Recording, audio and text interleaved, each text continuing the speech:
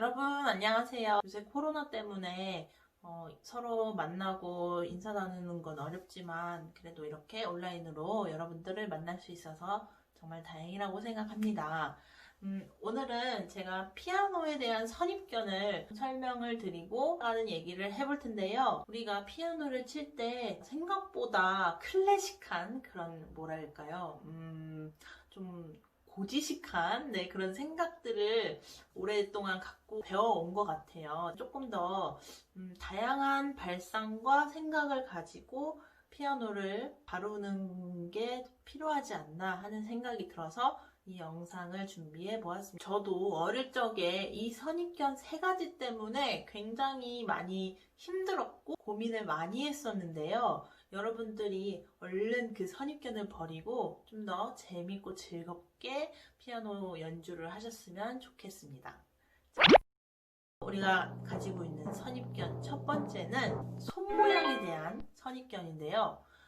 이 손모양이 이쁜 소리, 아름다운 소리를 만들기 위한 것이다 라고 하지만 정작 내면의 소리, 이 손모양을 만들기 위해서 내 안에서는 어떤 소리가 만들어지고 있는지에 대해서는 많이 놓치게 되는 건 사실이에요. 또한 이 자세가 정해져 있기 때문에 여기에서 벗어난다 생각을 했을 때 괜찮나? 이렇게 쳐도 되나? 하는 불안감, 걱정 이런 것들 때문에 좀 더 자연스럽지 못한 움직임이 생기게 됩니다. 그렇게 되면 자연스러운 소리가 만들어지지 않고 또 다양한 소리를 만들기도 어렵기 때문에 굉장히 무미건조하고 딱딱한 연주가 되기 쉽습니다. 그래서 우리가 그 손 모양과 바른 자세를 어떻게 생각해야 하냐? 손에다가 힘을 줘볼게요. 그러면 손끝이 꼿꼿이 쓰게 되는 게 보이죠? 근데 한번 이번에는 힘을 풀어볼게요. 힘을 풀었더니 자연스럽게 손 모양이 둥그런 모양이 되었어요. 그런데 우리 이렇게 힘을 풀었을 때 자연스럽게 나올 수밖에 없는 손 모양인데 배울 때는 자 여기 안에 계란이 있어, 뭐 달걀, 귤이 있어, 뭐 아니면 탁구공을 넣으시는 분들도 계세요. 딱 이 모양으로만 연주를 해야 하는 것처럼 아이들에게 티칭을 하고 기초를 배우는 분들에게 알려주시죠.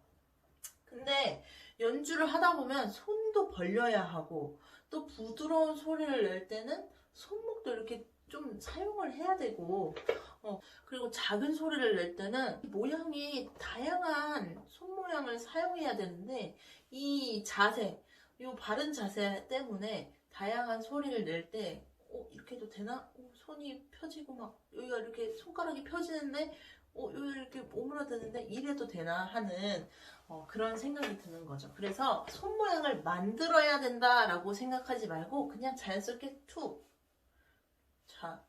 떨어뜨렸더니 여기가 자연스럽게 동그랗게 됐어요. 그 상태로 위로 올라와서 그냥 누르는 것 뿐이에요. 이거를 꼭 준비! 짠! 짠! 짠! 짠! 짠! 이렇게 할 필요가 없다라는 거죠. 저번 주에 제가 농구 얘기도 했었잖아요. 운동력이 있으려면 이렇게 정지되어 있는 움직임이 손모양을 만드는 게 아니라 자연스럽게 힘을 풀고 어떻게든 손이 움직이는 운동력을 사용할 수 있는 그런 손모양을 만들어야 된다는 겁니다. 그리고 우리가 생각하고 있는 피아노에 대한 선입견 두 번째, 악보에 대한 문제인데요. 우리가 악보를 좀 읽을 수 있게 된다 하면은 계속 악보를 읽고 연주하고 손가락 번호를 따라하고 또 약상기호도 지켜서 연주를 해보려고 하고 막 그런 노력을 하잖아요. 근데 그러다가 어느 순간 딜레마에 빠져요. 여기 크레센도가 있는데 얼마나 크레센도를 하는 거지? 여기 피아노가 있는데 어느 정도의 소리를 만들으라는 거야?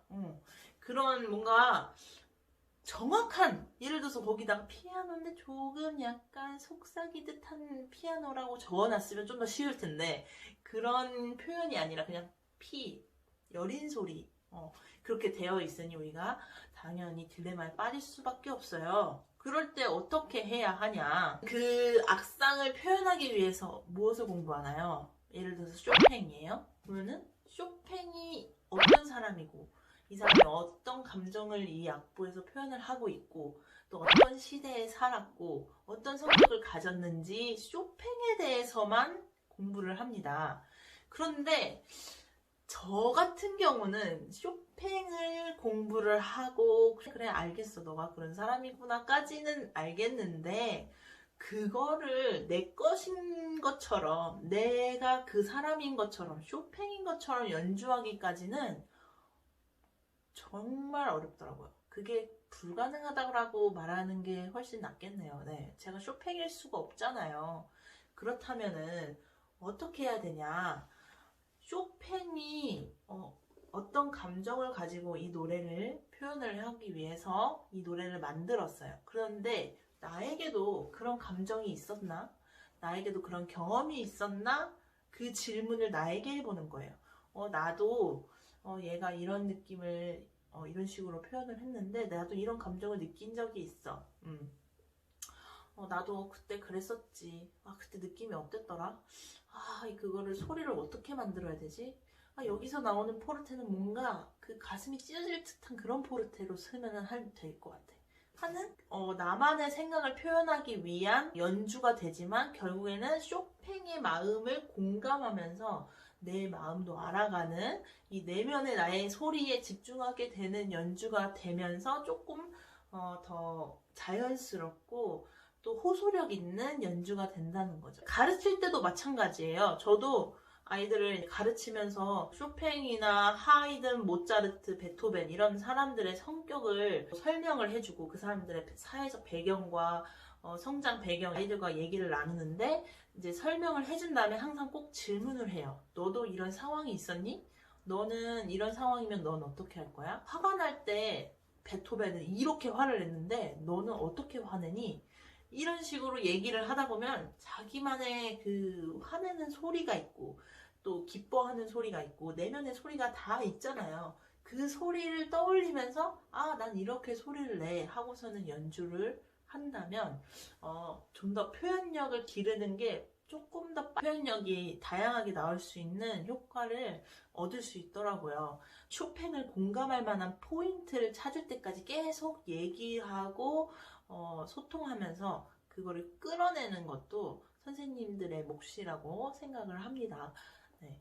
그래서 단순히 악보에 나와 있는 것을 지키려고 노력하는 게 아니라 그 악보가 나에게 어떤 의미로 해석을 할 수 있는지 그거를 만들어내는 게 조금 더 필요하겠죠. 피아노에 가지고 있는 선입견 마지막 세 번째 선생님에게 답이 있다라고 생각하는 그런 저도 어릴 적 피아노를 배우면서 저는 늦게 피아노를 배우기 시작했고 제가 믿을 수 있는 건 선생님밖에 없었어요. 내가 잘 치려면 이 선생님이 하라는 대로 다 하면 나는 잘 칠 수 있겠지. 그런데 그게 정말 밑빠진 독에 물 붓기라고 해야 되나요? 왜냐면 내가 할 수 있는 정도가 5야. 근데 선생님이 할 수 있는 정도는 10이야.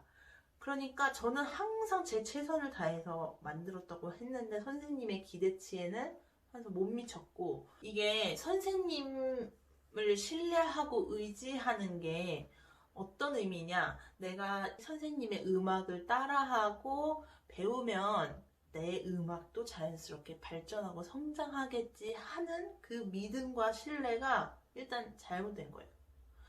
왜냐하면 연이 끊어지거나 그리고 그만두거나 그런 상황이 왔을 때 결국에는 계속 이 사람을 흉내내고 따라했기 때문에 내 음악이 뭐였지? 내 음악을 어떻게 찾아야 되지? 그런 생각이 드는 거예요. 인생도 마찬가지잖아요. 남을 따라하는 인생, 남이 가는 길 따라가는 거 결국 그 길을 가다 보면 어느 순간 회의감과 공허함 또 그리고 막막함이 느껴질 수밖에 없어요.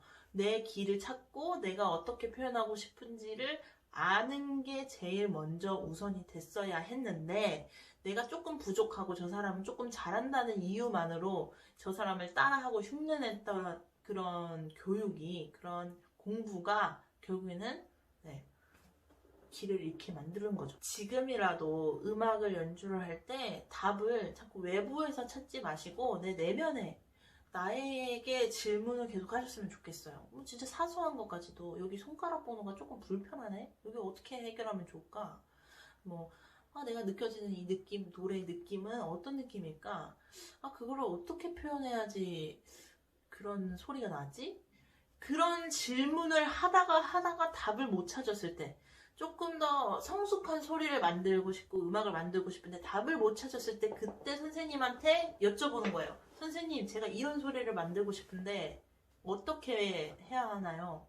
이런 식으로 돼야지, 그냥 무작정 선생님이 하라는 대로만 주구장창 따라다니고 흘러가는 대로 흡수리고, 네, 그렇게 되면은 어느 순간 무인도에 떨어질 가능성이 큽니다. 그렇기 때문에 선생님을 신뢰하지 마라, 믿지 마라, 이 말을 하는 게 아니라, 선생님을 믿고 신뢰하는 거는 그 사람을 통해서 내가 지금 갖고 있는 질문과 궁금증, 이런 거를 도움을 주는, 서포트해주는 사람으로 믿어야지, 이 사람은 나를 끌어준다, 내 음악을 만들어준다 라는 생각으로 신뢰하고 믿게 된다면 어느 순간 많은 어려움을 느끼게 될 거예요. 네, 제가 그랬거든요. 자, 오늘 세 가지의 선입견을 얘기를 나눠봤는데, 우리가 피아노라는 악기를 오해했었다. 피아노라는 거는 단순히 그냥 잘 쳐야 되는 악기가 아니라 좀 더 내 마음을 자유롭게 표현할 수 있는 색연필 같은 존재다. 색연필을 사용하고 누가 그림 그리는지에 따라서 또 얼마나 힘을 주고 얼마나 힘을 빼고 그리는지, 또 무엇을 그리는지 주제에 따라서 달라지는 색연필, 좀 더 가볍고 좀 친근하게 다가가야 되지 않나 하는 생각이 많이 들었어요. 내 맘대로 할 수 있는 편한 그런 악기였으면 좋겠어요. 너무 이 피아노에 대한 부정적인 감정들이 많이 가지고 있는 것 같아요. 너무 어렵다, 복잡하다, 그치만 배우면 좋다. 네. 여러 가지 감정들이 있는 악기가 피아노인 것 같은데, 내 마음대로 표현할 수 있고, 또 그러면서도 내 안에서 내면의 그 답을 찾아가는 즐거움을 느낄 수 있는 그런 악기로 자리가 잡혔으면 하는 바람이 있습니다. 생각을 바꾼다라는 게 쉽지 않다는 거 저도 잘 알고 있고요. 이런 생각을 바꾸기 위해서 저도 몇 년 동안 고민을 했던 것 같아요. 단순히 하루아침에 이게 바뀐 건 아니고 경험과 발상의 전환으로 이렇게 생각이 바뀌었기 때문에 제 말이 조금 뭐 말도 안 되는 소리야 라고 생각하실 수 있지만, 네, 그러면은 오늘 이렇게 영상을 끝까지 봐주신 것 너무 감사드리고요. 또 피아노에 대한 진짜 궁금한 것들 있으시면 댓글창에 자유롭게 남겨주시면 제가 또 댓글에 답글도 드리고 도움을 드리는 소통이 이루어졌으면 좋겠습니다. 그러면 오늘의 인사는 메리 크리스마스!